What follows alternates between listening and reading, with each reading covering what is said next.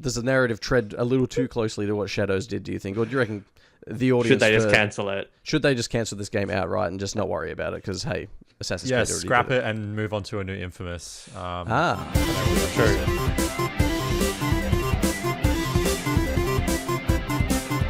Hello and welcome to the Press Start Podcast, Press Start Australia's weekly video game discussion podcast. I'm your host, Brody, for a change. Joined today by my fellow gamers and co-host, Shannon. Hello. And Harry. Hello. Now, while we've got a bit to talk about, we'd like to shout out Ewan, number one, whatever you're doing. Hope you're having fun.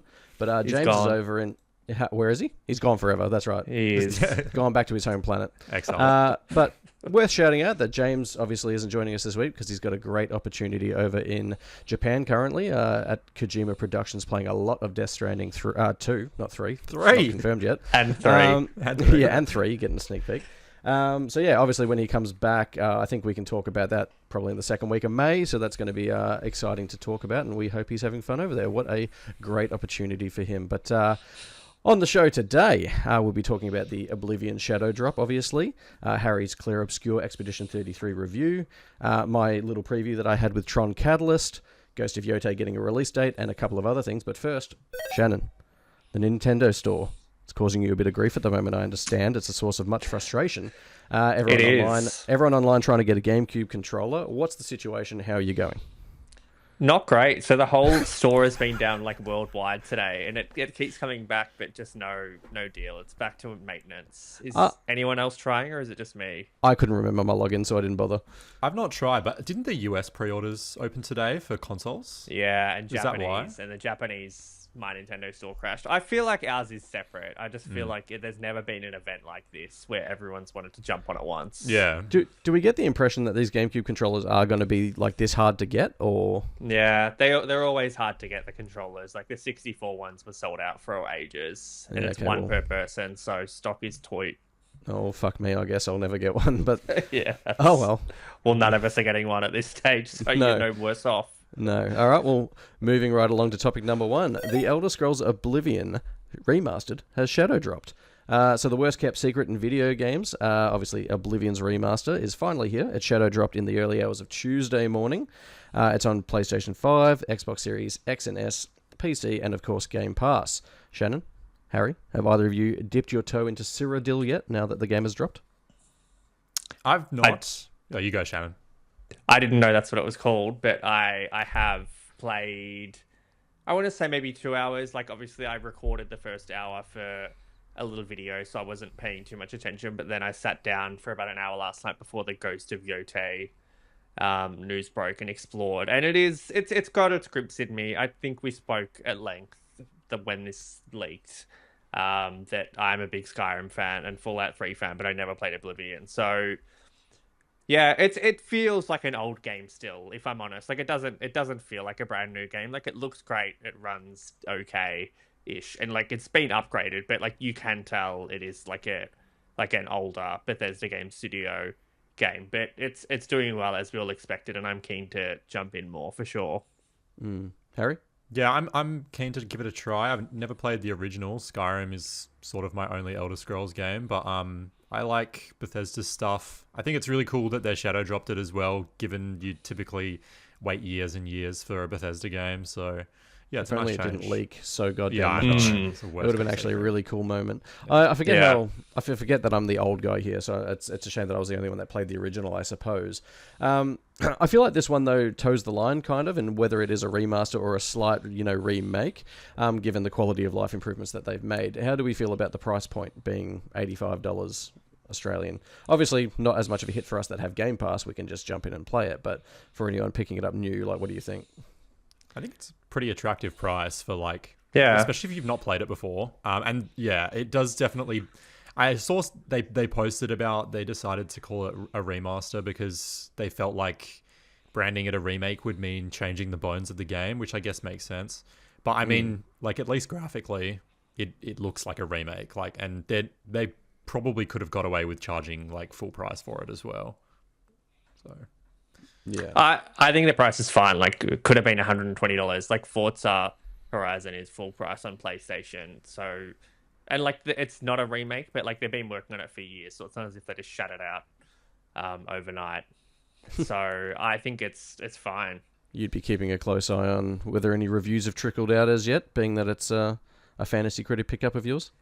I have, yeah. There's a few. I feel like impressions are positive. Performance is probably the only thing people are criticizing, but I feel like it wouldn't be a Bethesda Game Studio game without some hitches 100%. at launch. I am a little bit surprised, like given its stealth drop, so like, and they chose when to release it. That, yeah, it has as many issues as it does, but maybe it's just bad timing with NVIDIA releases and drivers and stuff. Perhaps. Obviously, it's not developed by Bethesda themselves. Like Virtuos have handled it. I feel like I've only played maybe an hour and a half of it last night. Similar to what you say, it's obviously the old game bones, like, but with a new spruced up look with a few changes. But all in all, I think it's pretty good. Like, it's probably up there with like a Blue Point sort of remaster for me. Do you think that they seem like a natural fit to perhaps deliver us a Fallout 3 remaster, which has also been rumored for a while? Yeah, I think so. I saw some commentary online that Fallout 3 would need a lot more work, and I disagree. I feel like the gunplay in that, like, Fallout gunplay's never been great, and I feel like the VAT system like makes it a lot more palatable than anything else Bethesda Game Studio have done. But yeah, I don't see why Virtuos wouldn't be doing it. They seem to be doing a lot at the moment though, so I'd be shocked if it was them doing it. Yeah, got their fingers in many pies. But Harry, it probably makes sense that you haven't had a chance to play Oblivion because you have been playing Clair Obscur Expedition 33. Your review for the game went up overnight. It's receiving tremendous reviews, disgustingly good reviews, if you might say. How did you find the game? Yeah, I really liked it. I was surprised to find that I was on the lower end of scores. Not because I thought the game was bad or anything, but I'm a bit of a turn-based RPG fiend, so I felt like the game sort of automatically had a leg up in that regard when it came to me reviewing it. But yeah, I had a really great time with it. I think it has a really fantastic story. And I think one of the biggest things with like turn-based RPGs is that they so often come out of Japan or, you know, Eastern countries, Eastern devs. And there's things that maybe people can't get around that come with that. The sort of like, I guess, weebisms, I guess, of like Final Fantasy and so on. Whereas this is much more like gritty and rooted in sort of its mood and atmosphere. And I think that will appeal more to people who maybe haven't been able to get into the genre more traditionally. So yeah, I really liked it. I thought it was a really good time. And as a Game Pass get, I think it's a no-brainer to, at the very least, try.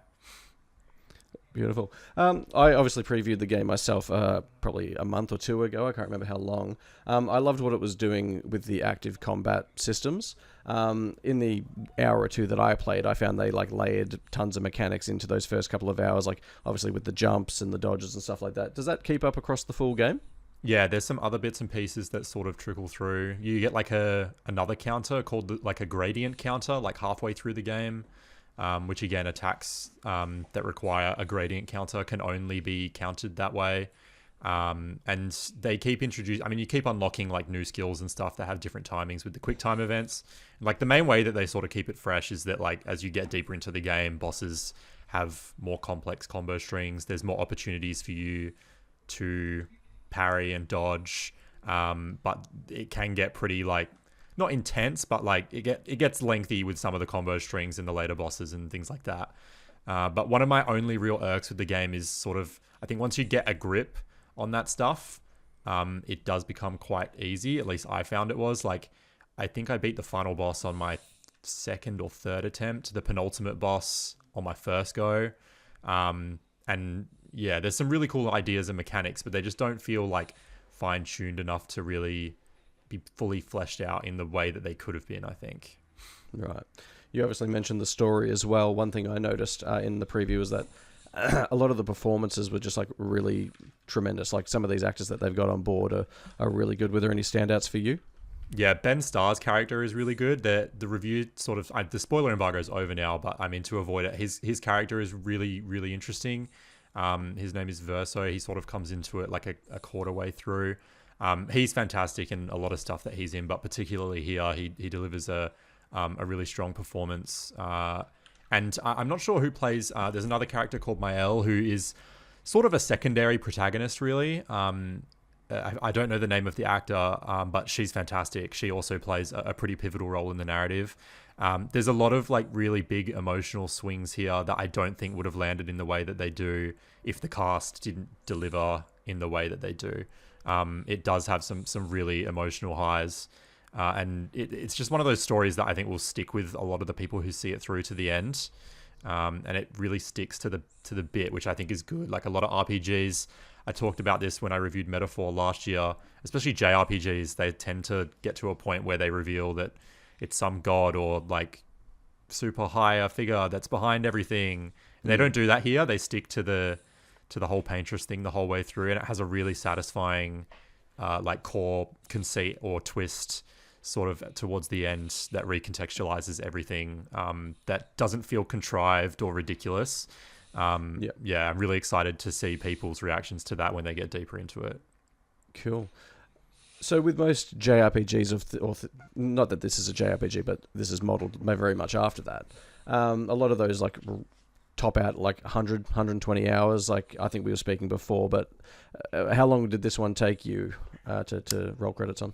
Yeah, the main story took me about 15 hours. Sandfall set in... It was 30 for the main path, so I don't know if I just got through it much quicker than they thought. Just too good. Yeah, apparently. But there is a lot of endgame content as well. So you can easily stretch it out sort of another 15, 20 hours if you want to see everything the game has to offer. Obviously it's going to depend on what difficulty you're playing on as well, your skill level, how much you explore the levels and collect things. So yeah, I think it will vary, but if you just mainline the Golden Path as like a Game Pass pickup, you can probably easily knock it out in 20 hours or so. Am I right in saying that like the camera angle when you're exploring is really different to combat, or is that just a bad takeaway from there's an overworld that video? There's two different like perspectives. So when you're in the overworld, which is a vast minority of the time, it's like pulled back and you're smaller, as if you're like small figures on an overworld map. Yeah. But when you're in the actual levels, the zones, it's a traditional like over the shoulder third person perspective. I kind of see this as almost like this year's like Banishes, like in the way that it's sort of like this AA, I guess, argument against big budget AAA games. Like, do you think like this game could be used in an argument against like big ballooned out budgets? Like, why does that have to be the case when a small 100%. Team like this can put out something like this? Yeah, I think this was made by 30-something people. And that's crazy. It's absurd, especially when you like with how well written it is, how big it is, and like one thing I talk about in the review a lot is this is built in Unreal 5, and it just looks so good. But so much of that is due to the art direction. Like it's so inspired. There's so many, like all of the zones feel really unique. There's one pretty early on that is like underwater, and there's like coral reefs and. It gives like the illusion flying above you and stuff like that. Yeah, it's really weird, but it's in a way that is like really artistic and so interesting and sort of can only be done in the world that they build here. And each zone is like similarly expressive, and so much of that is brought through by Unreal 5. But it's so crazy to me that like, you know, you have games with like multi-100 person teams with budgets that are 10 times the size of what Sandfall had with this, and they came out with what they did at the price that it's at, and it's on Game Pass. Like that's right. It's really cool. Shannon, there's a lot of hype for it.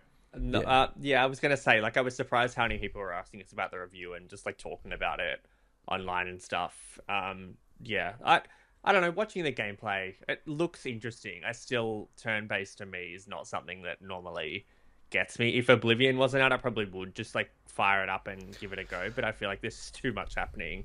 I'm hearing that a lot. Yeah, a lot of people are choosing between Oblivion and this. Well, it's a time thing. Like, I don't think it's people being like, it's one or the other. It's just physically, as adults, we only have so much time and two hands to play games. Well, I know for me, hearing that it's, you know, Harry managed to roll credits in about 15 to 20 hours, like that appeals to me big time. That makes it a bit, it does make it more palatable. Because I feel like you said you thought it was going to be really long, maybe last time we spoke about it, or maybe I just said I didn't want to play it because it was turn-based.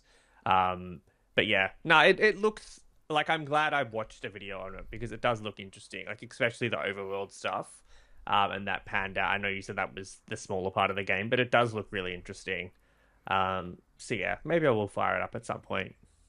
Yeah, I think it's definitely worth checking out even if you're averse to turn-based games. And Yeah, if you don't like that, then maybe turn-based is just not going to be for you. But if there's a turn-based game to do it, it'll be this one, especially with the real-time elements and stuff. Yeah, and there's no risk if you are a Game Pass subscriber. So go right ahead and give it a try.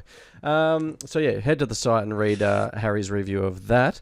There you will also find, as of this being published, you'll find my preview of Tron Catalyst, which I got to go hands-on with.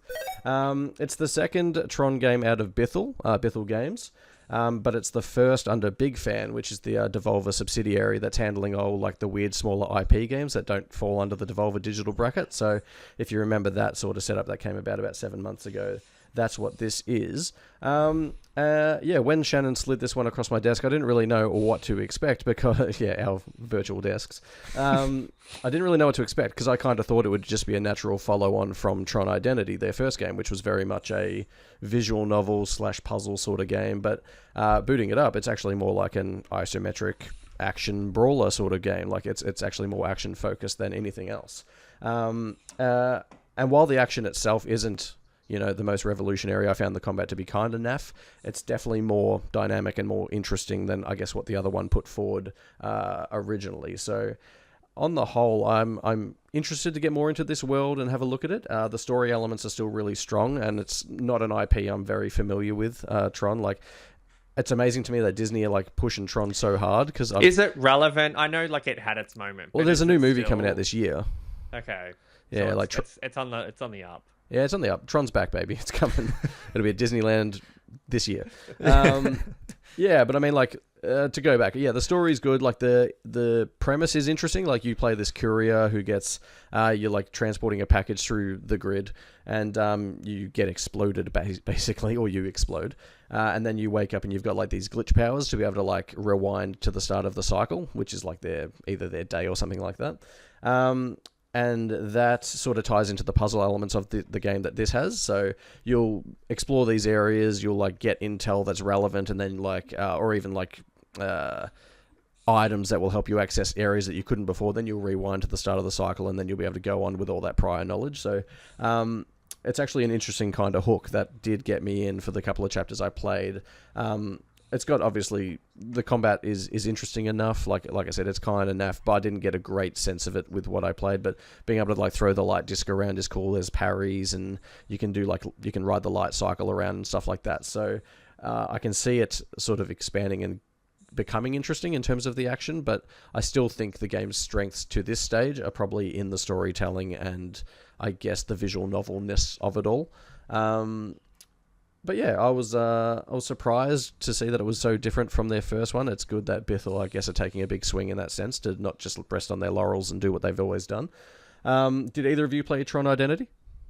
No, but it was something that I was curious about when it came out. I mean, I do like a good visual novel, but I think I was busy with something else at the time. It's still something I want to check out because I like Tron. I remember playing the movie time game that they did for Legacy in 2010 and really liking that.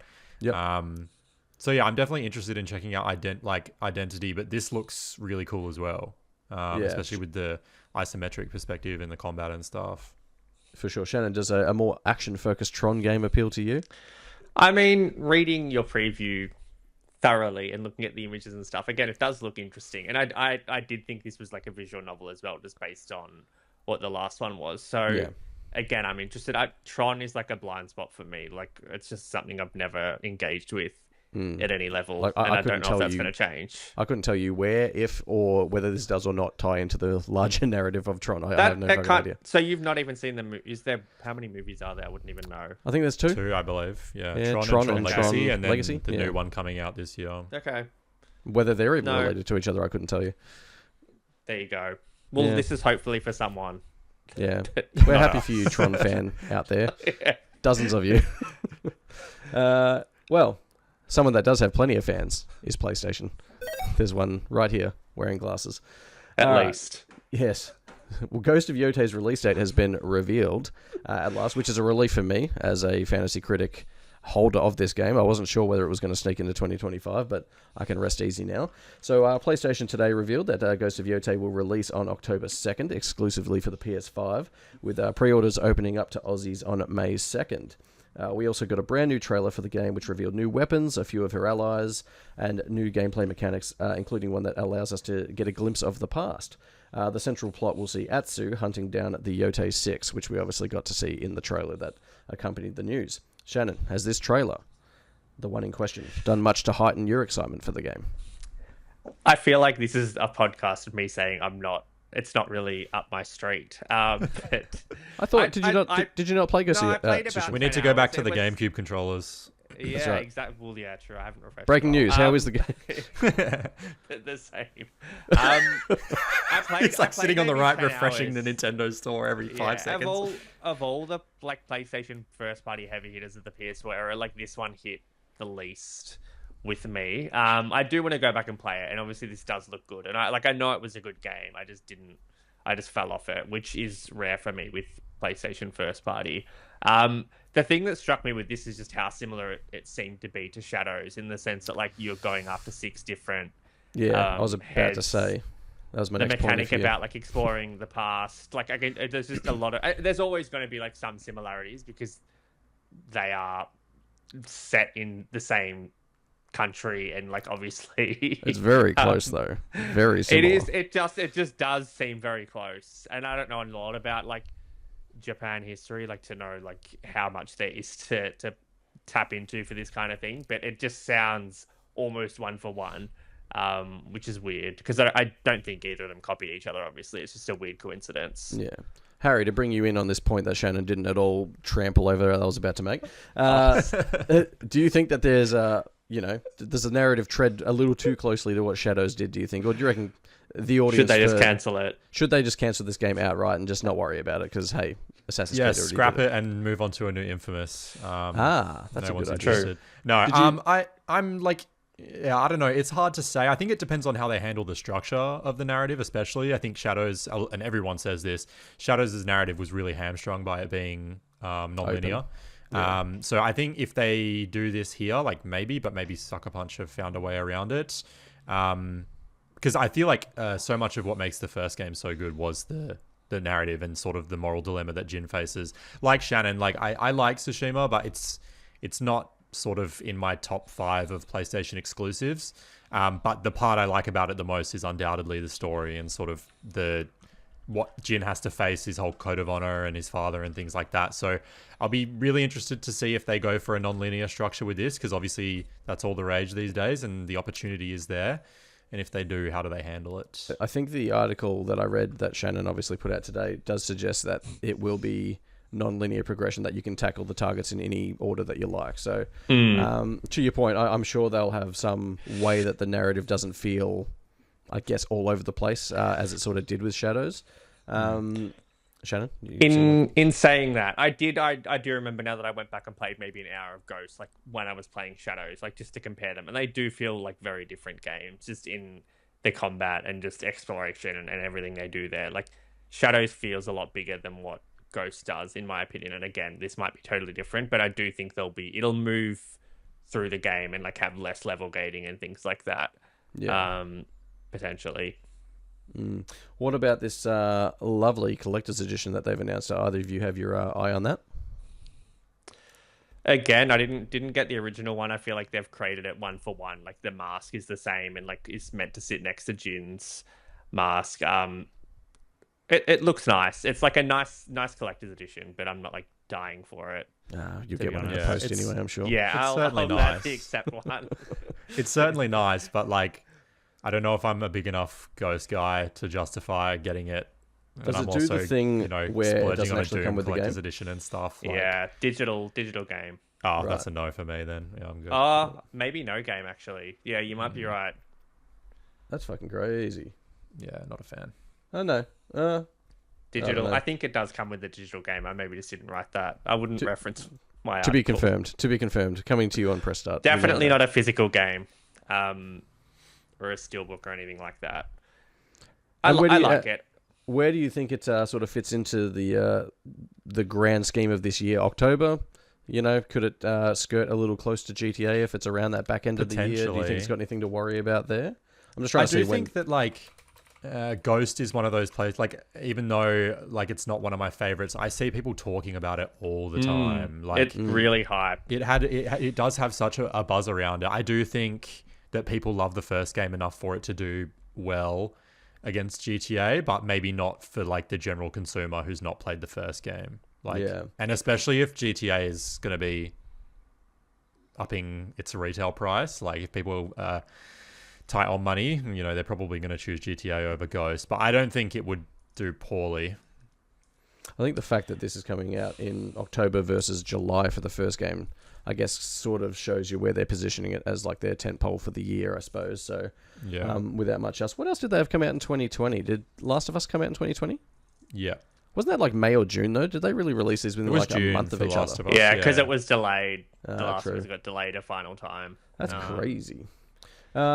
Anyway, well, I guess we'll see how that is received once it comes. I feel like GTA, if it's coming, is going to be earlier. I feel like it's going to be like September. You think GTA is earlier? I reckon. Take-Two are releasing Borderlands in September. That's right. Yeah. You don't want to shat in that think mouth. they would. Yeah, true. I don't know. I feel like it's probably GTA is not happening this year as much as I want it to. That could be interesting for Fantasy Critic. Very interesting. Very. I might be back in the box seat. Shannon lost... not Shannon. Ewan would have lost like 20 points on Clair Obscur. I'm so happy. But anyway. Nevertheless, one thing that wouldn't have made a lot of people very happy this week is The Last of Us Season 2, Episode 2, which obviously aired on Monday our time, Monday afternoon, I believe. Episode 2. I signed up to Max to watch it because I realised that I had cancelled Binge and that didn't matter because it's not on that anymore. The episode was called Through the Valley and obviously puts to screen the series' arguably most shocking moment. While the game is old, the show is not, so I'll skirt around spoilers for the sake of, you know, the 8 or so people that are listening here.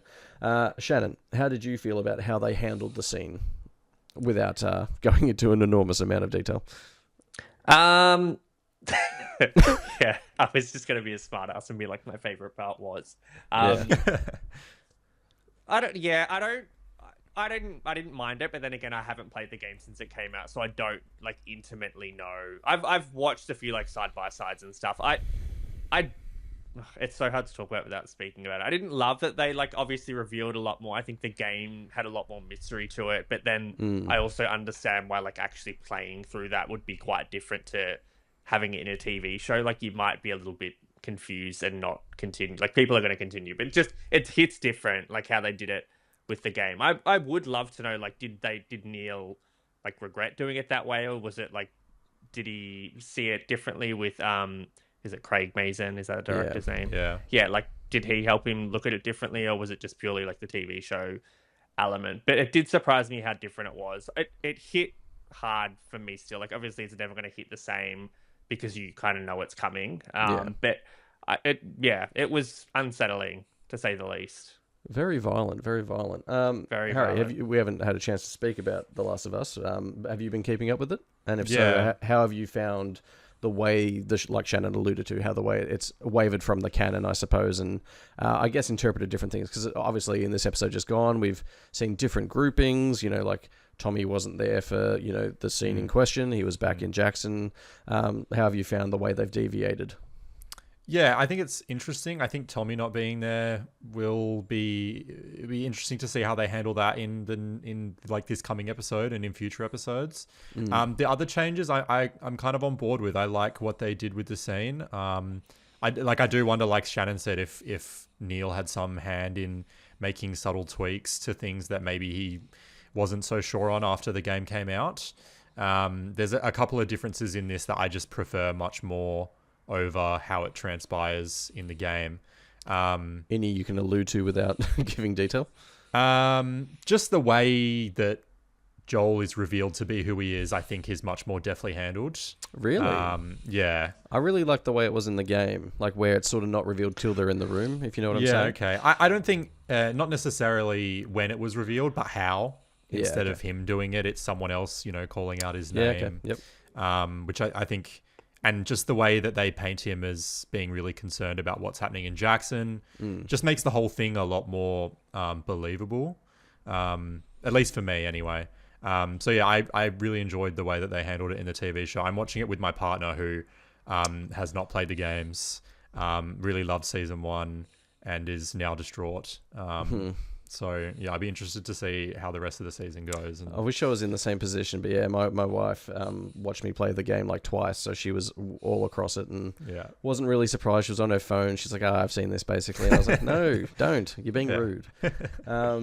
Shannon, did you watch it with Mark, or does he not really have much interest? No, I tried to force him to watch the first season when we had early access. It just no interest at all. So he would not care at all. There would be no interest in any of it. As a whole, I did like the episode. I did see like a few like negative reviews in terms of a lot. There was a lot happening, but it was very like fast paced, and I liked the Jackson Horde moments, like just purely because it was awesome to see like that many infected at once, and like the bloater and all the clickers. Like it was super cool for me. It did have the feel of like a second to last episode of a season, though, rather than a second episode of a season. But I guess that's the nature of the moment. I suppose it's going to dominate. We had said, like we had speculated, they could have dragged this out for the season. Like this could have been the finale potentially, or close to the finale if they really wanted. But like it will be interesting to see how it plays out now, in the sense that like it was almost 1-for-1 with the game in terms of if you look at time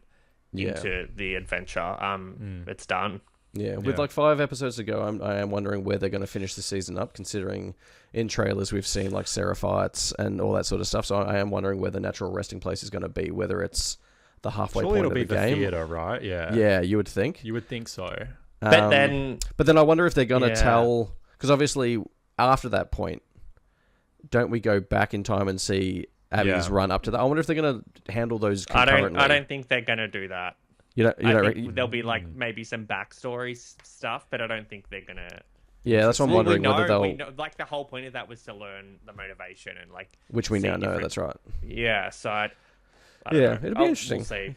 I'd be kind of bummed if they go different. I mean, I want to see them do new stuff, but my favorite part of part 2 is Lev and Abby and their relationship. I think that is so well written and so well handled. True. It'd be a shame to sort of. Do we know? Unless they replace it with better stuff. Lev is in it. Lev is in it. Yeah, is in this season. Yeah. I do. Okay. Yeah, as much as I do love the structure of the second game and how it is handled narratively across the board, basically, I trust Craig Mazin to, I guess, deliver a story that is that does service the source material, but is also palatable for a casual HBO audience. So, so far so good. I will say, I don't know. I still am not really seeing Abby as like the menacing. I guess, yeah. I'm just not seeing it in the same way. How can you not now? Well, the whole group's scared of her. I do think even the way it happened, like the act was different. I think because she isn't the brute force that the original Abby was. So I think they are making concessions. I think like the voice and just like demeanor and looks is spot on. I just think Abby's not as like physically imposing as she is in the game. That doesn't need to be, but like that was a big part of Abby. I agree. It's amazing all the people online though who are like, oh, Abby's not realistic. You can't do that. And then now the show's come out. They're like, oh, why isn't she buff? It's like, shut the fuck up. Pick one, man. We fucking told you. All right. Rapid fire question for the day. Or for the week even. Over the weekend, Doom the Dark Ages had a decent presence at WrestleMania 41. Drew McIntyre's entrance was, partly formed through like a Doomslayer prop/bust thing. I don't know what it was. While I obviously think it's great in terms of the marketing, with how many eyeballs will be on it, I must ask: is the execution of it cool or is it cringe? Shannon?